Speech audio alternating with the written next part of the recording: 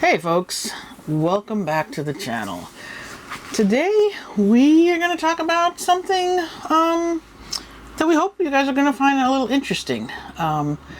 As you know, we have been in a Grand Design Momentum toy hauler. It's 44 feet long.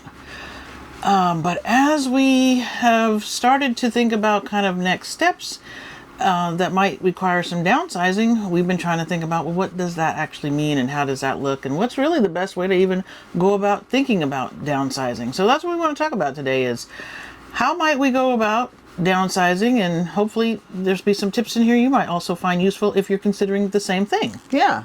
So welcome, and these are our top 3 tips for downsizing. Number 1, figure out your why. What do you mean by that one? Yeah, so, we've been doing this now for a little over 2 years, and as we think about, downsizing, well, why would we even want to do that? And I think we've been trying to spend some time thinking about it, and some of the reasons we've come up with is just for being more nimble. I mean, again, we are 44 feet, and with a 23-foot truck, that's a lot of stuff to be moving around. It's quite the footprint. Quite the footprint. And even though we haven't not been able to get into any place that we wanted to get into, We've had no problems. it does require a fair amount of planning and making sure that we will be able to get in. And so downsizing, we might not have to make as many plans. Yeah. We can be maybe a little more spontaneous. Yeah, and listen, we're planning people. I mean, we're both project managers, so planning is not like foreign and freakish and weird for us. So I mean, we're still going to plan, but I think what it does is it just creates greater flexibility. Greater flexibility if we need to turn on a dime or pivot really quickly or show up at somebody's house to help out or whatever. Yeah. You don't have to worry about having 70 feet in front of somebody's front yard. Right. Exactly. Yeah. Anything else about why? No, I think that's it. I mean, even we've talked about, even if we did our same route that we've done over the last couple of years, it'd be a very different experience doing it in something smaller. Yeah. We'd be able to get into, national parks maybe. State parks. A lot of places where you just aren't going to always see things that are the size that we are. Yeah. So absolutely access and being more nimble and, it's not that we don't have this today, it's just we'd have more of it, Right. We'd have greater access, and because we can get into state parks today, but it's like, what does that look like when you're in a different footprint? Right. Yeah. Number 2 is when do you want to do this downsizing thing? Yeah, I mean, that's certainly something to consider. Yeah. What's your schedule look like? Yeah. What's your timing going to be? Are there going to be lead times to get into whatever it is you're looking for? Yes. What's the income or the funding going to look like? So there's lots of things to consider. Yeah. When you're trying to decide when. Yeah. And that lead time thing is not a joke. We'll talk a little bit more about some of the things that we're looking at. And some of the lead times are like 2 years. Yeah. So if you're looking at a different option than what you have today, you might want to take some steps today to plan for that future because, and get in the queue. I mean, we've had people say, you want to get in the queue? Yeah, right. We've had people telling us that. So, yeah. So it's important. It's definitely important. Yeah. And like, as she mentioned, there's other considerations too, right? And so you want to make sure that those things don't become a problem for you when you're ready to downsize. Number 3 is the what. And so what we mean by what? Yeah, what exactly do you think you want to end up in? Yeah. Again, we're in something that's pretty big. We want to downsize, but there are lots of options. So many options because we're kind of in the bigger end of the big rigs. Right. Yeah, and so everything below this is smaller.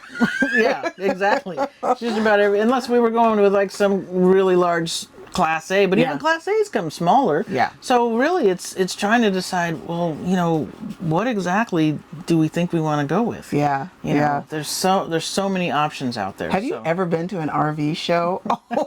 If you don't go into an RV show without a plan, you can easily get overwhelmed. Yes. And so you really want to narrow down your options. And once you've narrowed it down, and what we mean by that is sort of pick the top 3 that you want to be looking at for those downsizing options, and then take an opportunity to test those options. And what we mean by that is, well, there's a few things here, right? So we've got a couple of things that we are looking at in terms of those next steps. We've looked at a truck camper. We're looking at an Airstream, And we're even considering a smaller fifth wheel. And so in that, we've tested out those options. Yeah, I mean, we went and actually saw a manufacturer of a truck camper. I mean, Yep. there's several of them out there. Yep. But we actually went and saw the Host truck camper. Yeah. And actually went and got a tour of A tour, met the owner.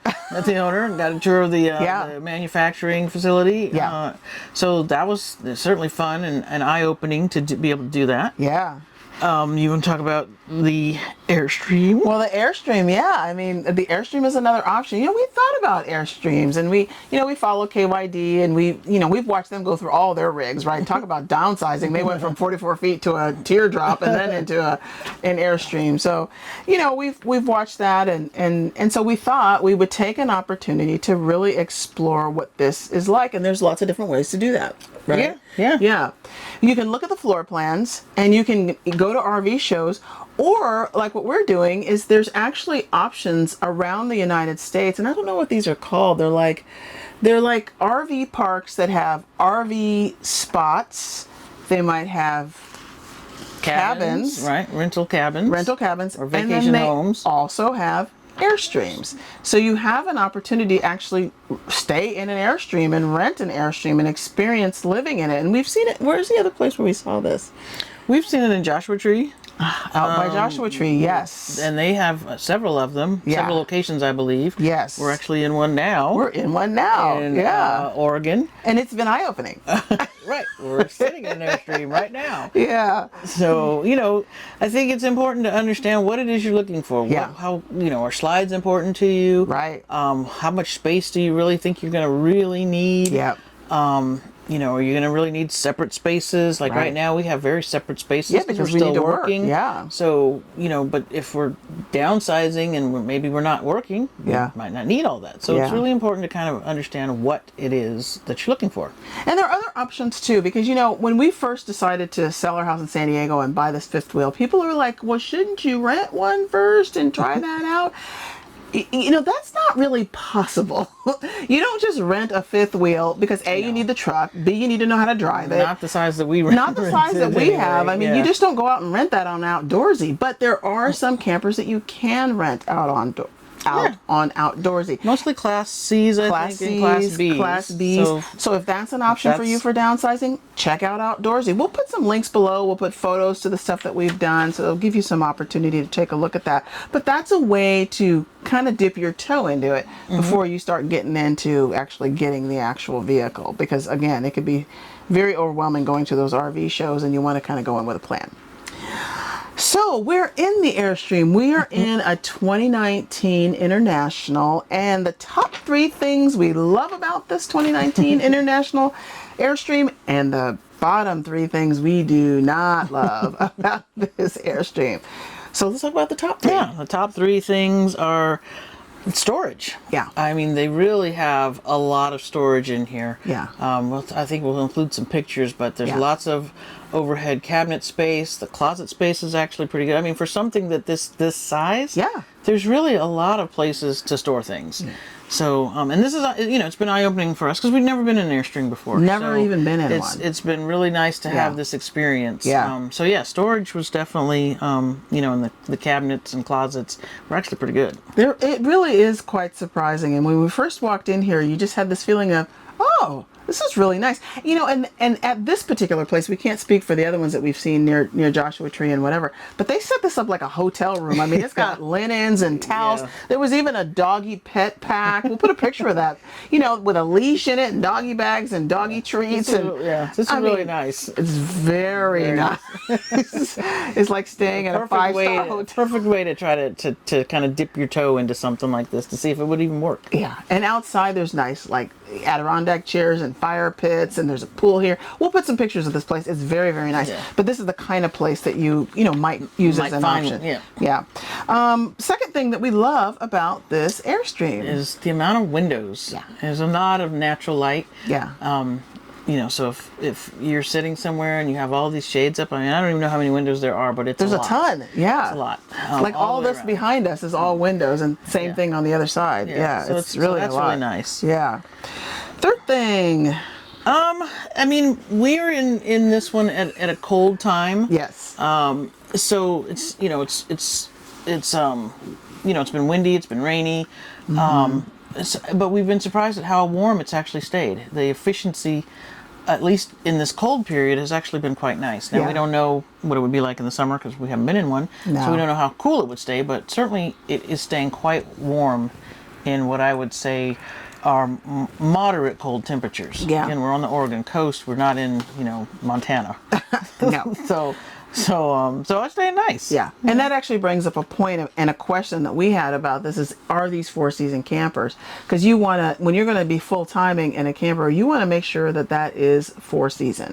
Because 4-season means that it's got the right kind of insulation in it. It's got the right heating setup so that you can heat your tanks and your underbelly and stuff like that when the Right. temperatures get low. So there's considerations to 4 seasons, and trust me, we've seen a number of people that are full timing in things that are not 4 seasons, and I can't even imagine that. So that is a question about this one, because I've also wondered about these in extreme heat. We've seen some people out when we were out in the desert hot springs area. It's like 90 degrees out there, and you're in an Airstream. I'm like, is it like 1,000,000 degrees in there? Yeah, so we don't hard know to know. about that. We'll Yeah. have to find out hopefully at some point. But Yeah. we can say, at least for Yeah. colder temperatures, it's actually quite nice. It's actually quite nice. Yeah. I mean, we're sitting here in t-shirts. So yeah, very nice. Well, we did bring a space heater though, because we weren't sure. We weren't sure. So, but the heat that runs in this has Yeah. actually been quite nice. It's amazingly efficient. Yeah. So the bottom 3 things that we don't love about this 2019 International Airstream. The bedroom walk around space, and it's just not a lot. I mean, you can walk around the bed, which is actually more than what we have now. More than what we have now. But the bedroom itself is just not very big because Yeah. we do have space at the foot of our bed, whereas here you don't really have that. Yeah. If you're at the foot of the bed, you're in the hallway. So that is just how just this one different. is. So Yeah. that's one of the things we're not finding that we really like. Yeah, and there's lots of floor plan. I mean, this floor plan has been discontinued, and so there are other floor plans to look at. So if you're still thinking about an Airstream, just know that you can find different ways that these are laid out that could work for you. Yep. Second thing that we don't love about this 2019 Airstream. Yeah, the shower. Yeah. It's pretty small. Yeah. We're used to our shower. I mean, our shower feels palatial compared to this one. But that was one of the things we wanted to do. We wanted to make sure we had an opportunity to really try to use this RV as if we were living in it. Yeah. So we did use, we were able to have showers. Yeah. And it's a pretty small shower. And we know that there's other layouts, because even some of the channels that we watch, the folks that have Airstreams, we can see that the bathrooms are laid out a little differently. So, this is just a matter of floor plan. And then the third thing that we don't love about this one is the furniture. We're used to having a recliner. Many particularly fifth wheels. Yeah. I mean, you're going to have furniture that reclines. Yeah. Just kind of more comfortable furniture. Yeah. And we actually, if you follow our channel, we actually swapped out our sofa. Yeah. Because it wasn't very comfortable. So No. we've got a pretty nice, comfortable sofa now. Very nice setup. Yeah. And the furniture here is, it's definitely functional. Yeah. But I don't know about relaxing, kicking back, putting your feet up, because there's Yeah. no place to really put your feet. I mean, in this one, there was an L-shaped couch that we're sitting on, but not both of us could put our feet up if we were both sitting on this couch. No. I think the furniture is something, we'd have to kind of really be okay with. Yeah. Because I don't know if you're going to get different furniture in different floor plans even. That's true. Yeah. I think this is just the way they make the I think furniture. it's just the way they make them. Yeah. So, so that's what we've experienced so far with this Airstream. Yeah. But again, this is our first one. We're going to definitely keep looking. Yeah, and We'll it's check all them been out. a great test. It's such a great test. And so this, again, gives us more information, more things to add to our list in terms of when you're researching, the questions you might ask or the research that you might do.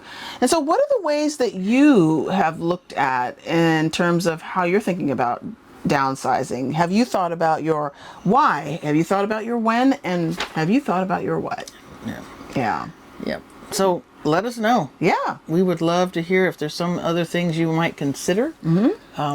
we definitely would want to include that in our analysis. Yeah, absolutely, So- because we've got some ways that not only this way, we're actually going to be going to a couple of Little rallies and RV shows. Yeah, yeah. to keep looking. So Yeah.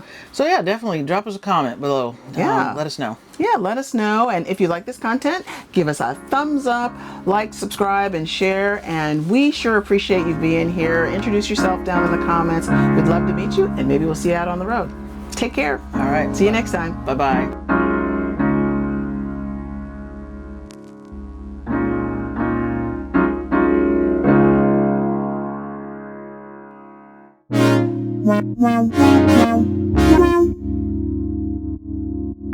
Wow.